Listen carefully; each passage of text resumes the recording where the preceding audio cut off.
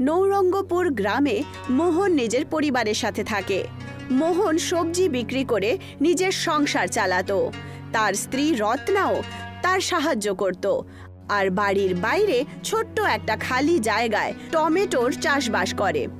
মণি আর করণও এই কাজে নিজের মা রত্না সাহায্য করে। নাও বাবা, আমরা টমেটো ভেঙে এনেছি। আজকে এই কটাই টমেটো বেরিয়েছে নাকি? হ্যাঁ বাবা, এমনি টমেটোগুলো খুব কাঁচা ছিল, সেইগুলো আমি ওই জন্য নিইনি। তা ভালো করেছো। এইবার আমাদের কাজ সঠিক চলছে, সেই জন্যে মনির বিয়ে করিয়ে দেওয়া উচিত। হ্যাঁ, আমিও তো এটাই ভাবছিলাম। আমি বড়দার সাথে কথা বলেছি, খুব তাড়াতাড়ি মনির বিয়েটা দিয়ে দেব। হ্যাঁ, এটা ঠিক হবে। মোহনও সবজির ঠেলাটা সাজালো আর সবজি বিক্রি করতে চলে যায়। বিকেলবেলা মোহন খুব খুশি খুশি বাড়িতে ফেরে। তক্ষুনি রত্না জিজ্ঞেস করে, কি হলো, আজ তো খুব খুশি মনে হচ্ছে। আরে হ্যাঁ, খুব খুশিরই তো কথা। বলো না কি হয়েছে। 10 টাকা কিলো বিক্রি হওয়া টমেটো আজকে 100 টাকাতে বিক্রি হয়েছে গো। কি, সত্যি? হ্যাঁ, আজকে আমি সমস্ত টমেটো 10 গুণ দামে বিক্রি করেছি। এবার আমরা তাড়াতাড়ি বড়লোক হয়ে যাব। এটা তো খুবই খুশির কথা। হ্যাঁ, এবার আমাদের সমস্ত কাজ ঠিকঠাক চলবে আর আমরা মনির বিয়েটাও ভালো করে দিতে পারবো। সে আর তার পুরো পরিবার খুব খুশি হলো। কিন্তু এই খুশি শুধু 2-3 দিনের ছিল। একদিন বিকেলে গ্রামের জমিদার ধনরাজ এলো। এই যে মোহন, মোহন, আরে কোথায় তুমি? বাইরে এসো একটু। আগে এখনই আসছি প্রধান মশাই। শুনলাম যে তুমি আজকাল নাকি খুব বড় লোক হয়ে গেছো। হ্যাঁ, কি প্রধান মশাই, আপনি কি আজে বাজে কথা বলেন? টমেটো বিক্রি করে কে বড় লোক হতে পারে বলুন তো? আরে কেন ভাই, তোমার কাছে এত টমেটো রয়েছে যে তাও তুমি নিজেকে বড় লোক মনে করছো না? কদিন আর দাম বেড়ে থাকবে, আর এই টমেটোর গাছও তো খুব বেশি নেই আমার কাছে। আচ্ছা ঠিক আছে, আমার কথা শোনো আর অর্ধেক টমেটো আমাকে দিয়ে দাও তো দেখি। এত বড় লোক হয়ে আপনি গরিবের পেটে কেন লাথি মারছেন? এই বেশি কথা বলো না, না হলে আমার চেয়ে খারাপ আর কেউ হবে না। সামান্য টমেটোর জন্য আপনি আমাকে হুমকি দিচ্ছেন? আরে এর কোনো সামান্য টমেটো নয়, এর জন্য তোমাকে গুণখাত দিতে হবে। এইটুকু বলে জমিদার ধনরাজ ওখান থেকে চলে যায়। 2-3 দিন এইভাবেই কেটে যায়। যাও বাবারা, আবার টমেটো তুলে নিয়ে এসো যাও, আমি আমার সবজি ঠেলা গাড়ি তৈরি করি।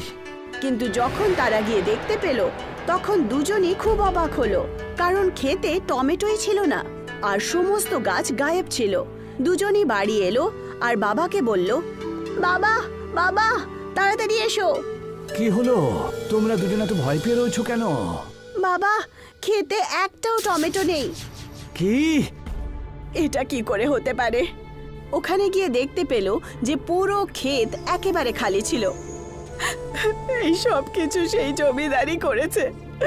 সেই নিশ্চয়ই রাগের চোটে এই ছোট্ট ক্ষেতটা খারাপ করেছে।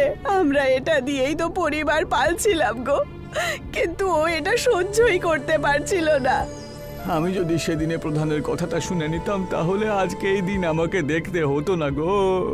হ্যাঁ, যদি অর্ধেক গাছের টমেটো ওকে দিয়ে দিতে তাহলে আমাদের এই ক্ষেতের এই অবস্থা হতো না গো। এখন কি করি, আমরা নিঃস্ব হয়ে পড়লাম যে। মনির বিয়েও খুব তাড়াতাড়ি কাছে চলে এসেছে, ওর বিয়ে আমরা কোথা থেকে আর কিভাবে দেব?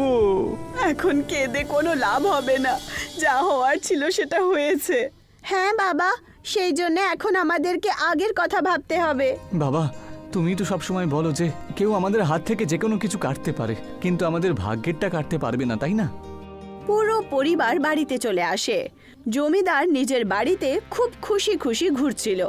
তক্ষুনি তার স্ত্রী তাকে এসে জিজ্ঞাসা করে, কি হয়েছে গো, আজ সকাল সকাল পাখির জায়গায় তুমিই চিৎকার করছো? আজকে ব্যাপারটাই তো সেরকম। তুমি এইভাবে বলো না গো, চুপচাপ বলো এটা কি হয়েছে। একবার স্টোর রুমে গিয়ে দেখে আসো। জমিদারের বউ স্টোর রুমে গেল আর সেও তার পিছু পিছু আসে। পুরো স্টোর রুম লাল লাল টমেটোয় ভরা ছিল।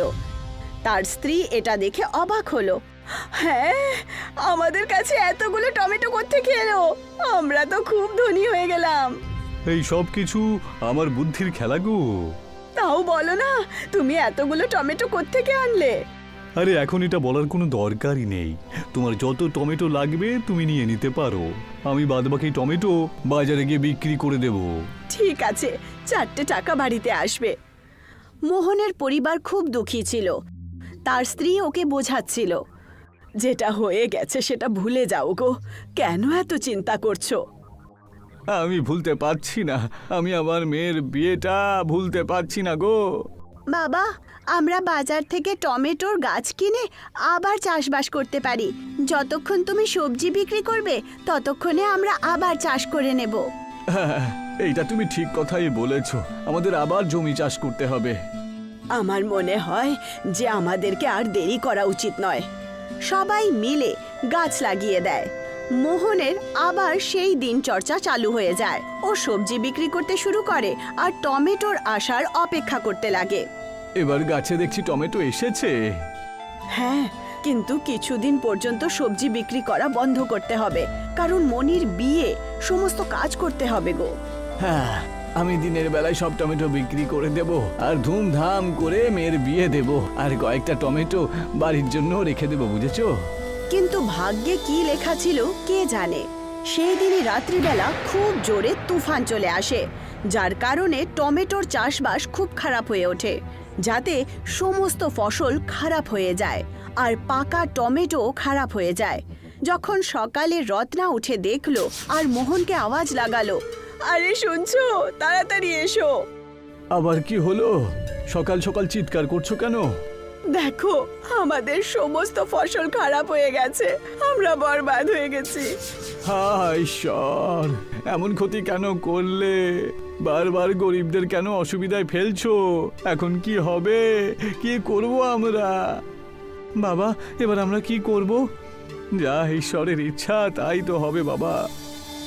সবাই খুব মন খারাপ করে নেয় আর নিজের বাড়িতে এসে যায়। তুমি চিন্তা করো না গো, সব ঠিক হয়ে যাবে। কিচ্ছু ঠিক হবে না গো। 2 দিনে মনির বিয়ে আছে। কিছু টমেটোরে আশা করেছিলাম, কিন্তু এখন আমাদের কাছে টাকাই নেই যে। হ্যাঁ, এটাই তো আমি ভাবছি যে এবার কি হবে।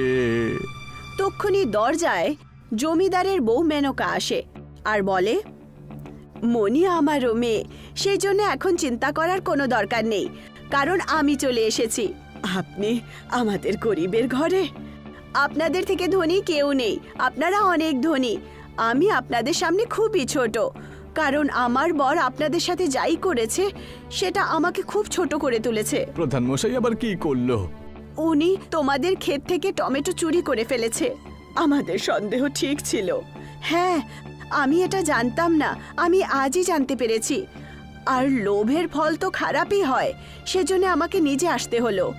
কি হয়েছে, সব ঠিক আছে তো? যতগুলো টমেটো চুরি করেছিল সব গলে গেছে। তোমাদের লোকসানের ভরপাই করতে এসেছি, কিন্তু এতে আপনার কোনো দোষ নেই। তাহলে এই কষ্টটা আপনি কেন নিতে চাইছেন? কিছু টাকা আপনি রেখে নিন। মনি এখন আমারও মেয়ে, আর তার বিয়ে খুব ভালো করে করান। মোহন আর রত্নার বারণ করা সত্ত্বেও মেনকা লোকসানের পয়সা দিয়ে দেয় আর ক্ষমা চেয়ে বাড়িতে চলে যায়। কি ভালো ইনি, সত্যি খুব ভালো। আর ওনার স্বামী দেখো কত বদমাস। ভগবান আমাদের সাহায্য করেছেন, এখন আমরা মনির বিয়ে ভালো করে করাবো। সবাই খুব খুশি হলো। পরের দিন সকালবেলা, আজকে আরো সবজি বিক্রি করে আসি, তাহলে কালকে আর যাবো না আমি। হ্যাঁ, কাল তো বিয়ে, কাল কি করে যাবে? মনি দরজা পর্যন্ত গেল আর চিৎকার করলো, মা, বাবা, তাড়াতাড়ি এসো, এটা কিরকম চমৎকার হয়ে গেল। দুজনই বাইরে গিয়ে দেখলো, তখন অবাক হলো, কারণ ওদের ছোট্ট ক্ষেতে টমেটোর বৃষ্টি হচ্ছিল। ওখানে অনেক বড় টমেটোর পাহাড় তৈরি হলো। এটা দেখে সবাই খুব খুশি হলো। কেউ ঠিক কথাই বলেছিল যে ঈশ্বর যখন দেয় সবকিছু উজাড় করে দেয়। হ্যাঁ, ভগবান আমাদের সততা আর প্রয়োজন দেখার পরই টমেটোর বৃষ্টি করিয়ে দিলেন। তক্ষুনি ওরা পেছনে ঘুরে দেখলো, তখন ঘরেও টমেটোর বৃষ্টি হচ্ছিল। মোহন টমেটোর ঢের বাজারে বিক্রি করে দিল। মোহন অনেক হাজার টাকা টমেটো বিক্রি করে রোজগার করেছিল। জমিদার যখন এই কথাটা জানতে পারে তখন সে নিজেকে দোষী মানে আর কখনো চুরি না করার প্রণ নেয়। পরের দিন মনির বিয়ে খুব ভালো করে হয়ে গেল। মোহন এখন খুব ধনী হয়ে গেল। এখন সবাই হাসি খুশি থাকতে শুরু করে। নন্দন একজন কৃষক ছিল। ও নিজের কোনো জমি ছিল না, তাই ও লালার ক্ষেতে কাজ করত।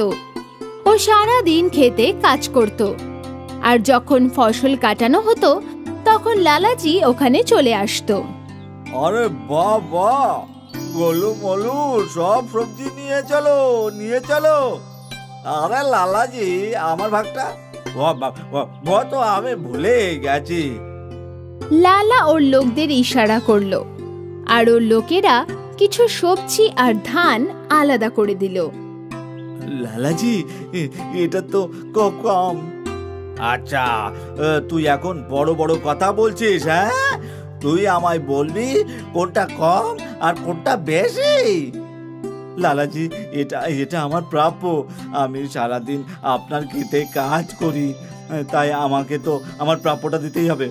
হ্যাঁ, বড় বড় কথা বলছিস তুই? দাঁড়া, তোর আমার খেতে কাজ করার হলে কর, তুই এইটুকুই ভাগ পাবি, বুঝেছিস? লালাজির লোকেরা বাকি সব আনাজ আর সবজি নিয়ে নিল আর ওখান থেকে চলে গেল।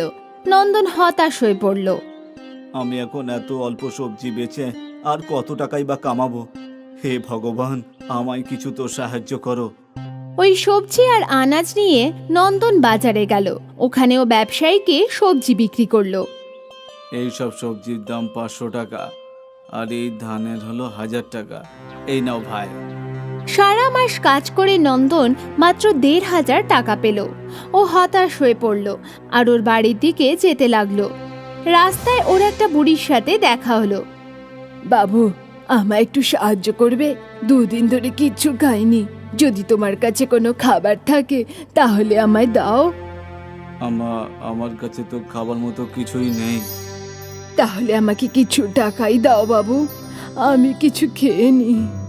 নন্দন ওর পকেটে হাত দিল। ওতে মাত্র 1500 টাকা ছিল। নন্দন একটা 100 টাকার নোট ওই বুড়ি মহিলাকে দিয়ে দিল। তোমার নিজের টাকার অভাব আর তুমি আমায় টাকা দিচ্ছ বাবু। ভগবান তোমার সব সময় মঙ্গল করুন, সুখে থেকো। নন্দন ওখান থেকে চলেই যাচ্ছিল, তখন ওই বুড়ি মহিলা ওকে আটকালো। দাঁড়াও বাবু, তুমি আমায় সাহায্য করেছো, আমিও তোমাকে কিছু দিতে চাই। আমার কাছে বেশি কিছু তো নেই, কিন্তু এটা টমেটোর চারা। এটা তোমার বাড়ির বাগানে পুঁতে দিও। নন্দন ওই টমেটোর চারা নিল আর ওখান থেকে চলে গেল। বাড়ি পৌঁছে ও সব কিছু ওর বউকে বলল। লালা দিনের পর দিন রক্ত চুষে খাচ্ছে, ও কোনোদিনও আমাদের শান্তিতে বাঁচতে দেবে না। ও তো ওরকমই অসভ্য লোক, কিন্তু তুমি ভালো করেছো ওই বুড়ি মহিলাকে টাকা দিয়ে। অন্তত উনি একবেলা তো খেতে তো পারবে। দাও, এই চারাটা আমি লাগিয়ে দিচ্ছি। মিনা ওই চারাটা বাগানে পুঁতে দিল। পরের দিন সকালে সূর্যোদয়ের পরে মিনা চারায় জল দিতে বাড়ির বাইরে এলো আর টমেটো চারাকে দেখে অবাক হয়ে গেল। আরে কি গো, শোনো, তাড়াতাড়ি বাইরে এসো। কি হয়েছে?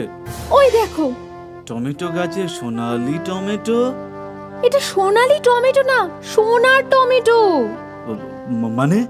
মানে ওই বুড়ি মহিলা আমাকে জাদুর টমেটো চারা দিয়ে গেছেন?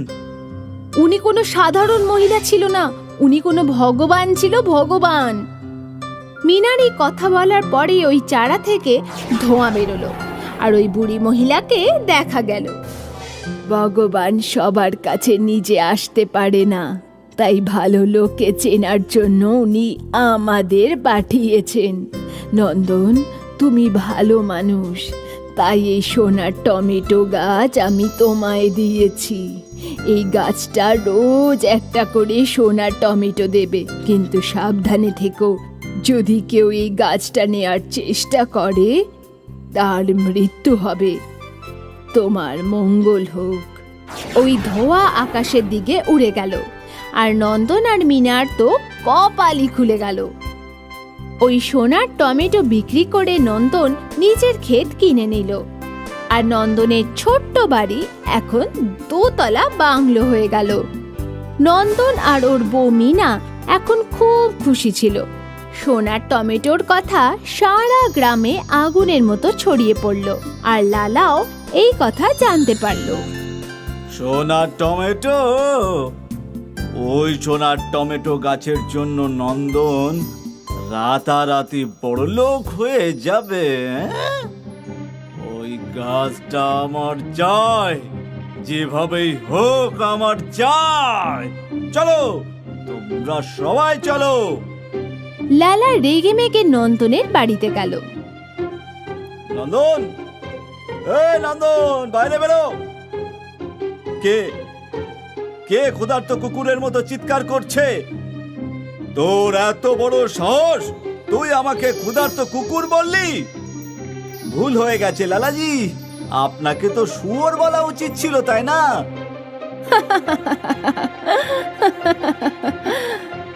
হাসছিস, আমার ওপর হাসছিস? 2 পয়সা হয়েছে বলে তোমরা দুজন আমার মজা ওড়াচ্ছ? বলু বলু, নন্দনের বউকে ধরে ফেল। ভোলু মোলু তখনই মিনার হাত বেঁধে দিল। আরে আরে, এ কি করছো? চল আমাদের সাথে। ছেড়ে দাও আমায়। আমার বউকে ছেড়ে দে, ছেড়ে দে লালাজি। এইবার তো পথিক এসেছে পথে। তুই তোর বউকে যদি চাস, তাহলে ওই সোনার টমেটো গাছ আমাকে দিয়ে দে, আর বউকে নিয়ে নে। কিন্তু সাবধান থেকো, যে এই গাছটা তুলতে চাইবে তার মৃত্যু হবে। তোমার মঙ্গল হোক। নন্দনের বুড়ি মহিলার কথা মনে পড়ল, আর ওর মুখে হাসি ফুটল। আমি দেব, আমি তোমাকে ওই গাছ দেব, কিন্তু তোমাকে নিজে ওই গাছটা মাটি থেকে তুলতে হবে। বাবা, হ্যাঁ হ্যাঁ, ঠিক আছে ঠিক আছে, এটা আর কি বড় ব্যাপার। নন্দন লালাকে বাগানে নিয়ে গেল। ওই হলো সোনার টমেটো গাছ। বাবা বাবা, এখন এই গাছ পুরো আমার আমার হয়ে যাবে। লালা যেই গাছটা তোলার চেষ্টা করলো, মাটি থেকে গাছের লম্বা লম্বা শিকড় বাইরে বেরিয়ে এলো, আর লালার শরীরকে আঁকড়ে ধরলো। আরে আরে রে, এ কি বলু বলু, আমায় বাঁচা বাঁচা বাঁচা বাঁচা, আমায় বাঁচা। লালাকে বাঁচানোর জন্য ওর চেলারা এলো, আর গাছের শিকড় ভোলু মলুকেও আঁকড়ে ধরলো। বাঁচাও, আরে বাঁচাও বাঁচাও। আরে লালা, তোর জন্য আমরাও ফেসে গেলাম, বাঁচাও। গাছের শিকড় লালার সাথে সাথে ভোলু মলুকেও মাটিতে ঢুকিয়ে নিল। আর কেউ আমাদের কেউ বিরক্ত করবে না। একদম। লালার মৃত্যু হলো, আর সেদিনের পর থেকে নন্দন আর মিনার পাশাপাশি গ্রামবাসীদের জীবনেও শান্তি ফিরে এলো। সবাই লালার হাত থেকে মুক্তি পেল। নন্দনের সোনার টমেটো গাছ ওকে তো বড়লোক বানালোই, পাশাপাশি ও লালার মতো খারাপ লোককেও শেষ করলো। কবিতা আর কৃষ্ণের ঘরের বাইরে ওদের ছোট্ট একটা ক্ষেত ছিল, যেখানে কৃষ্ণ টমেটো চাষ করত। আরে শুনছো, এবার খেতে চলে এসো। হ্যাঁ হ্যাঁ, আসছি, শুধু একটু জল ঢালছি। যখন কৃষ্ণ খাবার খেতে বাড়িতে এলো, কখন থেকে তোমাকে ডাকছি, এতক্ষণে তো সব খাবার ঠান্ডা হয়ে গেছে। আর কি করব, সব গাছে ভালো করে জল না ঢাললে ভালো টমেটো কি করে ফলবে। চলো তাড়াতাড়ি খেতে দাও, ব্যবসায়ী আসবে টমেটো কিনতে। ঠিক আছে ঠিক আছে। কবিতা কৃষ্ণকে খেতে দিল, আর কৃষ্ণ খেতে শুরু করে দিল। ওর খাওয়া শেষ হলো, আর তখনই সেখানে এক ব্যবসায়ী এলো। আরে ভাই কৃষ্ণ, হ্যাঁ হ্যাঁ আসছি। এ বছর বাজার খুব চড়া, আমি টমেটো কি 15 টাকা কিলো দরে কিনতে পারি? এ তো অনেক দাম দাদা। হ্যাঁ ভাই, এখন এই দাম চলছে, দেখে নাও। কিন্তু শহরের বাজারে তো 30 টাকা কিলো দরে বিক্রি হচ্ছে টমেটো। আরে বাজারে বেচলে লোকসানও তো হয়, কত টমেটো নষ্ট হয়ে যায়, সেগুলো কেউ কেনে না। তারপর টমেটো বেচার জন্য যে লোকটা দাঁড়িয়ে থাকে তার মাইনে অনেক খরচা আছে কৃষ্ণবাবু, তুমি বুঝবে না। কিন্তু দাদা 15 টাকা তো খুবই কম দেখছি। দেখো ভাই, খুব বেশি হলে আমি তোমায় 17 টাকা দিতে পারি। ভেবে দেখো, তোমার পোষায় তাহলে দাও। কৃষ্ণ হতাশ হয়ে গেল, কিন্তু ওকে টমেটো বেচতেই হতো। ঠিক আছে দাদা, ঠিক আছে, দিয়ে নিন। কত কিলো আছে টমেটো? এই 200 কিলো মতো। ঠিক আছে ভাই, 17 টাকা করেও হলে 3400 টাকা হচ্ছে। এ নাও। ধন্যবাদ দাদা। ওই ব্যবসায়ী সব টমেটো নিয়ে চলে গেল, আর কৃষ্ণ হতাশ হয়ে বাড়ি ফিরল। কি হলো, সঠিক দাম পেলে না নাকি? শহরে টমেটো 30 টাকা কিলোই বিক্রি হয়, আর আমি শুধু 17 টাকা পেলাম। এটা তো অন্যায়। কিন্তু টমেটো যদি না বেচি তাহলে তো খারাপ হয়ে যাবে। তাহলে তুমি টমেটো নিজেই শহরে গিয়ে বিক্রি করছো না কেন? আরে যদি আমি শহরে যাই তাহলে আমরা ক্ষেতের খেয়াল রাখবে। সব আমি দেখে নেব। কিন্তু কি করে? তুমি বাড়ির কাজ করবে নাকি ক্ষেত সামলাবে? তুমি চিন্তা করো না, আমি সকালে সব কাজ করে তারপর ক্ষেতও সামলে নেব। এমনিতেও তুমি আমায় ভালো করে চাষবাস শিখিয়েছো। ও তো ঠিক, কিন্তু আমরা কি করতে পারবো? চেষ্টা তো করতেই পারি না। হ্যাঁ। এই কথাই রইল।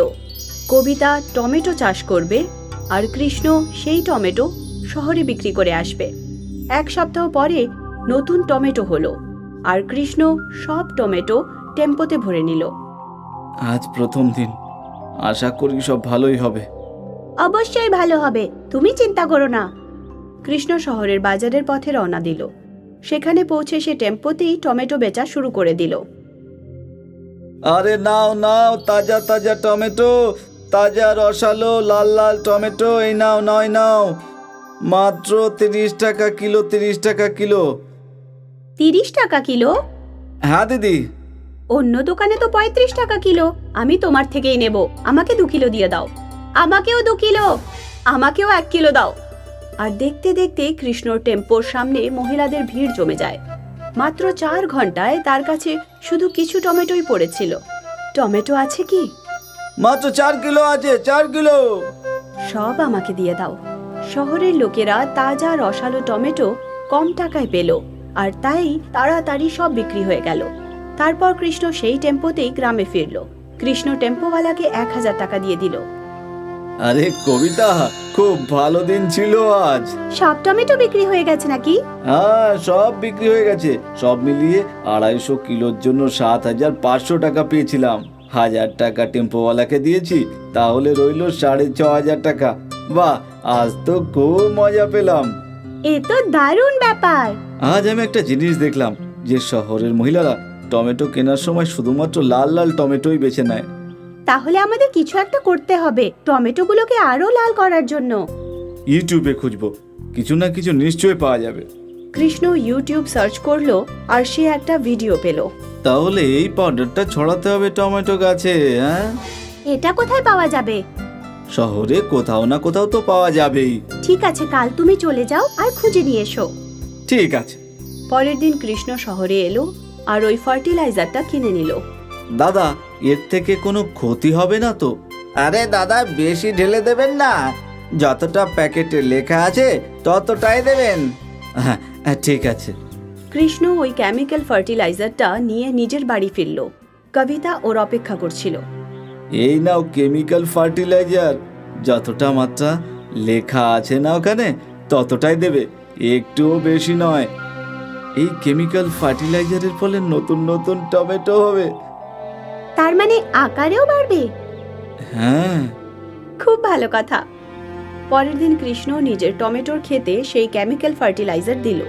দেখো কবিতা, আমাদের ক্ষেতের জন্য মাত্র 2 মুঠো কেমিক্যাল ফার্টিলাইজারই যথেষ্ট। ঠিক আছে, আমি মনে রাখবো। ফার্টিলাইজার দেওয়ার কিছুদিন পরেই ক্ষেতে বড় বড় লাল রসালো টমেটো হয়েছিল। এই কেমিক্যাল ফার্টিলাইজারটা তো দারুণ জিনিস। দেখো দেখো, কত বড় বড় টমেটো হয়েছে এবার। প্রায় 350 কিলো টমেটো তুলেছি। বাপ রে, আমাদের তো অনেক মুনাফা হবে, তাই না? চলো, এবার আমি শহরে যাই এগুলো বেচার জন্য। তুমি ওই ফার্টিলাইজারটা জলে গুলিয়ে ছিটিয়ে দিও, কিন্তু মাত্রা মনে রেখো। হ্যাঁ হ্যাঁ, একদম। কৃষ্ণ সব টমেটো টেম্পোতে ভরে নিয়ে চলে গেল। এদিকে খেতে কবিতার ফার্টিলাইজার দেওয়ার কথা। মুঠোতে এত ভালো টমেটো হয়েছে, আমি আরো 1 মুঠো মিশিয়ে দেব, তাহলে এর চেয়েও ভালো ফসল হবে। কবিতা 3 মুঠো ফার্টিলাইজার জলে গুলে গাছের ওপর ছড়িয়ে দিল। পরের ফসল আগের টমেটোগুলোর চাইতে আরো বড় ছিল। বাহ বাহ, এ তো অদ্ভুত জিনিস। এরপর কি হলো? কবিতা সব সময় প্রয়োজনের চেয়ে বেশি ফার্টিলাইজার জলে মিশিয়ে গাছের ওপর ছড়াতে লাগলো। আমাদের কিছুদিনের জন্য ফার্টিলাইজার দেওয়া উচিত না, কিন্তু কেন? কারণ অতিরিক্ত ফার্টিলাইজারে গাছ এবং মাটি দুটোরই ক্ষতির আশঙ্কা রয়েছে। এতে আবার কি ক্ষতি হবে? এ তো দারুণ জিনিস। কবিতা, প্রয়োজনের তুলনায় বেশি কোনো জিনিস ক্ষতিকারক হয়। তুমি আগামী 2 বার ফসলে কেমিক্যাল ফার্টিলাইজার ঢেলো না। ঠিক আছে, যেরকম তুমি বলো। কবিতা কৃষ্ণকে বলে তো দিয়েছিল, কিন্তু মনে মনে ওর আরো কেমিক্যাল ফার্টিলাইজার ব্যবহার করার ইচ্ছে ছিল। আর তাই কৃষ্ণর বারণ করা সত্ত্বেও কবিতা গাছগুলোর ওপর কেমিক্যাল ফার্টিলাইজার ছড়ালো। পরের ফসলে অন্যবারের মতোই বড় বড় টমেটো হলো। কৃষ্ণ দেখে অবাক হয়ে গেল। এই টমেটোগুলো এত বড় কি করে হলো? তুমি কোথাও কেমিক্যাল ফার্টিলাইজার ছিটিয়ে দাওনি তো? না, আমি তো সেটাইনি। হতে পারে আগের বারের কেমিক্যালের ফলেই হয়েছে। হ্যাঁ, হতেও পারে। কবিতা কৃষ্ণকে মিথ্যে বলে বলে গাছে কেমিক্যাল ফার্টিলাইজার দিতে থাকলো। কবিতার মাথায় বেশি মুনাফার লোভ ছিল। কয়েক মাস পর্যন্ত সবকিছু ঠিক ছিল, কিন্তু আস্তে আস্তে টমেটোর কিছু গাছ মরতে শুরু করলো। আরে রে রে, এ কি হলো? এ কি হলো? কাল অব্দি তো ঠিকই ছিল। হয়তো কেমিক্যাল ফার্টিলাইজারের জন্যই এমন হয়েছে। আমি এই গাছগুলো তুলে দিচ্ছি, এখানে নতুন গাছ লাগিয়ে দিই, না হলে এই গোটা খেতে ছড়িয়ে যাবে। ঠিক আছে। কৃষ্ণ মৃত গাছগুলোকে তুলে সেখানে নতুন গাছ লাগালো, কিন্তু পরের দিন সেই গাছগুলোও মরে গেল। হে রাম, এসব কি হলো? এগুলো এভাবে কেন মরে যাচ্ছে? জানি না, আমি কৃষি বৈজ্ঞানিককে ডেকে আনছি। কৃষ্ণ পাশের কৃষি উদ্যোগ থেকে কৃষি বৈজ্ঞানিককে নিজের খেতে নিয়ে এলো। দেখুন, এই গাছগুলো কালই লাগিয়েছিলাম আর আজ এগুলোর এই অবস্থা হয়েছে। আমাকে মাটি পরীক্ষা করে দেখতে হবে। বৈজ্ঞানিক মাটির স্যাম্পল নিয়ে নিল। যখন বৈজ্ঞানিক মাটির পরীক্ষা করলো, তখন মাটিতে প্রয়োজনের বেশি কেমিক্যালস ছিল। আপনাদের মাটি খারাপ হয়ে গেছে। প্রয়োজনের বেশি কেমিক্যাল ফার্টিলাইজার ব্যবহার করায় সব মাটিতে শুধু কেমিক্যাল একেবারেই হয়ে গেছে। আর এখানে গাছ হওয়া খুবই মুশকিল। যে গাছগুলো এখানে বেঁচে আছে সেগুলোতে ভুলেও আর কোনো ফার্টিলাইজার ব্যবহার করবেন না। এই কথা শুনে দুজনেই, কৃষ্ণ আর কবিতা, হতবাক হয়ে গেল। এই সব কিছু আমার জন্য হয়েছে। তুমি বারণ করেছিলে, কিন্তু তাও আমি কেমিক্যাল ঢেলেই যাচ্ছিলাম। কবিতা নিজের লোভের দরুন আজ তার উর্বর ক্ষেতকে অনুর্বর বানিয়ে দিল। আজ যদি সে বিনা কেমিক্যালের চাষ করত, তাহলে হয়তো কম উপার্জন করত, কিন্তু ওদের ক্ষেত হতো উর্বর আর তাদের জীবনও হতো আনন্দময়।